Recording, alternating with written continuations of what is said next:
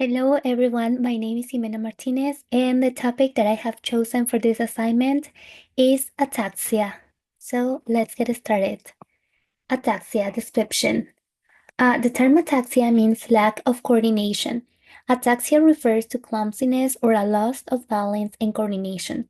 People with this condition might struggle with fine and gross motor skills, walking, speaking, and moving their eyes. Ataxia can result from injuries at birth, such as cerebral palsy (CP), or from trauma. It can also come from inherited conditions or exposure to toxins that damage the brain. The most common cause of ataxia is related to problems in the cerebellum or its connections. To understand this, let's take a moment to remember that this structure is in the back of the brain and it is found near the base of the skull, as you can see in the picture. The cerebellum helps control walking and balance, hand coordination, eye movements, swallowing, and speech. Now, because there are different types of ataxia, there are also many different possible causes. Experts group the causes into the following categories. Acquire, these are conditions that people develop that affect at some point in the life. Then we have inherited. These are genetic conditions, meaning that people inherit them from one or both parents. And then we have the sporadic ataxia. These sporadic causes, these conditions happen because of a spontaneous DNA mutations, which happens randomly when a fetus develops in the uterus. Now, some other examples of conditions or circumstances that can cause ataxia include head injury or brain injury, brain tumors, stroke, cerebral palsy, hypothyroidism, autoimmune disorders such as multiple sclerosis, infections that can happen because of bacteria, viruses, parasites, and fungi, nutritional deficiencies such as vitamin B12, vitamin E, vitamin B1, or thiamine deficiency. And there are also other ones that I have listed here. The three main types of ataxia are the following. The first one is cerebellar ataxia, that is caused by damage to the part of the brain that controls balance and coordination. This part is called the cerebellum, and it's what we talked about in the previous slide. And this type of ataxia can impact, as we say, the accuracy of body movements, the control of eye movements, learning new movements, and the control of behavior. Then we have the second one, that is sensory ataxia. It's caused by a loss of sensation if the body can sense where it is in a space, it can give feedback to improve the accuracy of movements. An example of this is how we know where our hands and feet are, even if we can see them, right? For example, if we have our eyes closed or if we are in a dark room. Sensory ataxia disrupts our soul positioning sense. And then we have the third one, that is vestibular ataxia. Is caused by damage to the system that control our balance. This include the inner ear, the oldest part of the brain, the brainstem, and the connections between both of them. All right, symptoms. Ataxia symptoms vary by person and type of ataxia. Rate of progression varies as well. These are the common symptoms for the three main types that I mentioned before. So for cerebellar ataxia, some of the symptoms are dizziness, fatigue, headaches, low muscle tone, muscle tremors, slurred speech, voice changes, etc. For sensory ataxia, some of the symptoms are inability to sense where the body is with the eyes closed, falling when the eyes are closed, stomping or walking with heavy footsteps, trouble walking in dim lighting, And for the third one, that is vestibular ataxia, some of the symptoms include dizziness, nausea and vomiting, problems standing, and trouble walking.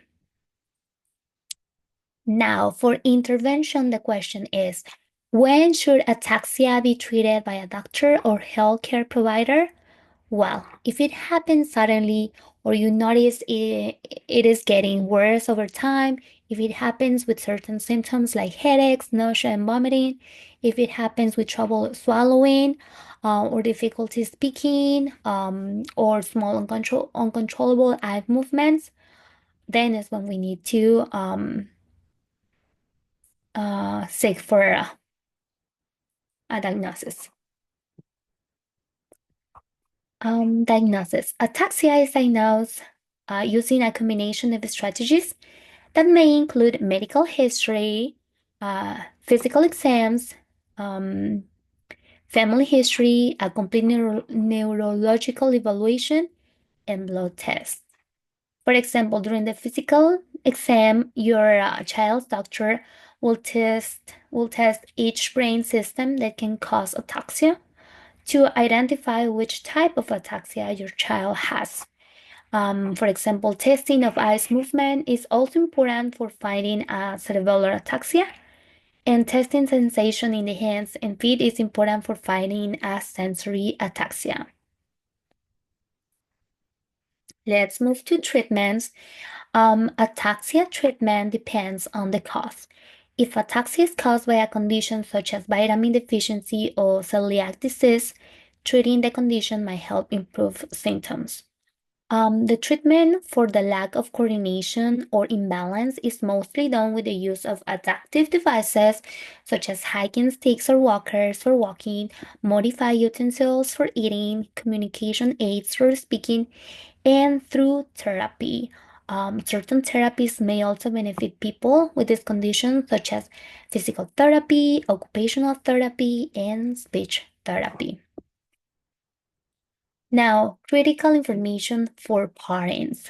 For parents navigating life with a child with ataxia, prioritizing a supportive and adaptable environment, fostering open communication with healthcare professionals, and seeking out community resources are crucial steps. I have also listed other 4 steps or 4 tips that I find very useful for parents. The first one is take professional guidance and support, such as getting referral to neurology department, uh, building a strong care team. Then we have the second one that is create a safe and supporting environment, which include optimize the home environment, encourage independent functioning in the child that has the condition, etc. Then we have the third one that is advocate for your child.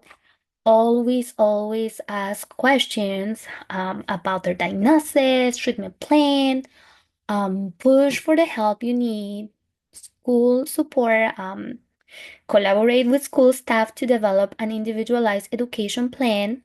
And then the last one, prioritize emotional well-being. Um, Managing the emotional challenges of raising a child with ataxia can be tough, and I think that's why it is very important to remember to take care of yourself. Also, manage financial strain. You can always look for help, community support services. Share your experience with others who have children with ataxia as well, and be adaptable. And critical information for caregivers, it's similar to the previous one. It's very important to understand the condition, seek specialized medical care, implement fall prevention strategies at home, access support resources for improving the child's quality of life, etc. And the resources that I found are these ones. For Chicago area families with children who have ataxia, the National Ataxia Foundation offers a variety of services such as support groups, education and resources, research. They also have a Facebook group, and they have a membership that offers monthly newsletters and educational webinars. And that is the website and the contact. The other one that I found is Ataxia Children's Project, AT, and the other one is Child Neurology Foundation. All of them offer resources and a community that you can join. And finally, the books. During my research, I didn't find any books focused solely on ataxia. However, I have selected a variety of books that help children develop awareness of the strengths and challenges faced by others due to disabilities or health conditions. All of these books promote empathy, compassion, and celebrate diversity and teach practical ways to include others. Some of the books that I found very interesting and useful to approach inclusion and diversity are the following: Included by Janine Sanders, Just Ask by Sonia Sotomayor, The Abilities in Me, Superstar Siblings by Hema Care, The Abilities in Me, Speech Delay, also by Hema Care, and This Is How We Play, A Celebration of Disability and Adaptation, written by Jessica Sly. And here you can find all the information included in this presentation. Thank you very much.